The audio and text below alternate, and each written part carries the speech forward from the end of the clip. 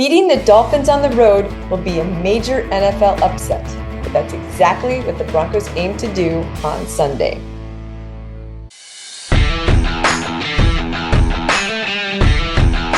Hey Broncos Country, I'm Lori Lattimore-Volkman, and this is The Roundup.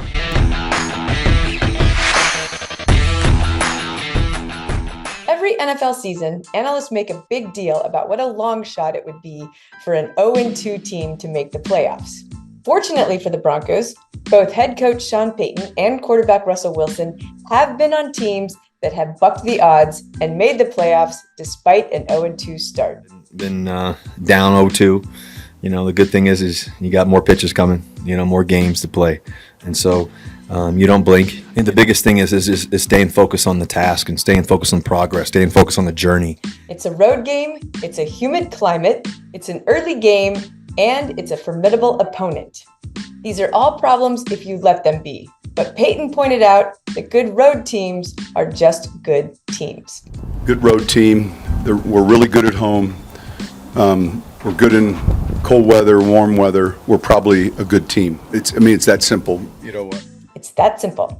As simple as staying hydrated, apparently. Yeah, we try to stay on our schedule. We spend a lot of time on hydration, recovery. Depending on the city, you head east, there's challenges. You head to altitude. You head to warm. It's part of our league, and you cover it, and then you go play. Going to play is going to mean firing on all cylinders, offense, defense, special teams, if the Broncos hope to compete with the Finns. It also means playing full speed all 4 quarters. That seems obvious, but the Broncos haven't done it very well, or at all, so far this season. That first half we played was, some of the best first half football we've played here so far, and also some of the best we've ever played, as a collective groups. And so we just got to make it 2 halves. And that's our focus. That's the bottom line. We feel really confident on what we can do and where we can be. But what really matters is today's practice and being great today, and then add it up tomorrow, and and hopefully by the time we get on that plane on Friday, we're ready to rock, and then have a great walkthrough on Saturday, and here goes the ball kicked off on Sunday, and play a great 4 quarters, and that's what really matters. But gaining redemption against one of the most explosive teams in the NFL is a monumental task. And it's the Broncos defense that's going to really have to step it up on Sunday. After losing an 18-point lead against the Commanders last week, Vance Joseph knows his defense is under fire. Well, I think, overall, it's not all bad football. Obviously, not winning the games kind of puts a light on all of it. But penalties, are huge right now. That's hurting us on defense. Penalties have definitely been costly to the Broncos. More than once, more than a few times, the Broncos defense had a penalty that kept the offense on the field and led to a score. Even the first game against the Raiders, every drive that they scored, it was a penalty involved. Last week, from the second quarter on, every score they had was a third down conversion on a penalty, or a screen. So those things are correctable. So I'm not worried about that. There's enough good football on tape that I can see it. It's week 2. It's a long way to go. So I'm not discouraged at all. Unacceptable, says Joseph. You have to coach clean. These third down penalties are from holding or PIs, and you got to coach cleaner. And I don't care how they look or if they're so calls. That's not my concern. If they're called, we have to fix it. Playing clean is a must, since the Broncos will definitely have the odds stacked against them. To begin with, the Broncos defense is down 2 important starters, safety Justin Simmons and outside linebacker Frank Clark.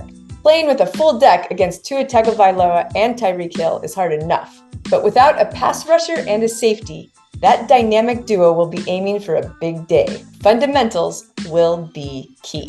Yeah, I think our early down fits. I think our tackling is one of our keys in this game. These guys get the ball in space, and so you have to populate it and break down and be able to space tackle. They do a really good job.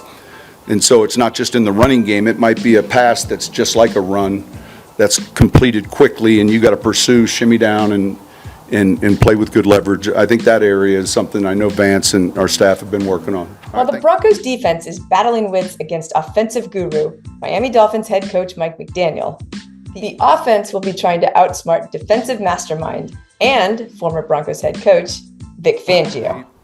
You know, obviously calling the plays, but just as importantly is the design of what you're getting ready to call. And, you know, he's real sharp. He's a forward thinker. You can see it on tape. And you get a lot of different presentations that you have to really work through defensively.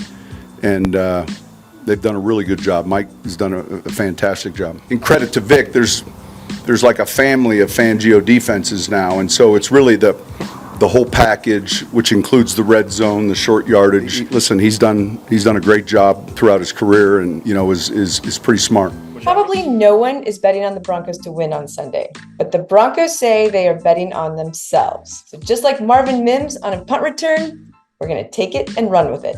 1 and 2, here we come. You know, it's a physical, fast, fun, challenging game every day. You know, and it's a gift to be able to play in the National Football League. So, you know, we don't need anybody writing anything about us to motivate us. I think that it's already in us. Hey, Broncos Country, I know it hasn't been quite the beginning of the season we hoped, but maybe it's our fault. I know, crazy, right? But maybe we need to be sporting a little more orange and blue, a little more fashionable orange and blue to get this team on the right track, such as with the Denver Broncos bib overalls. Could work.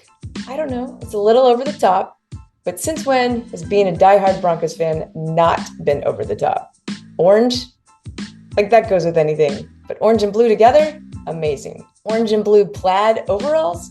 Unbelievable. Plus, if offensive linemen Garrett Bowles and Mike McGlinchey can do it, we can do it. So you can get these bad boys at foco.com or see the direct link in the description below.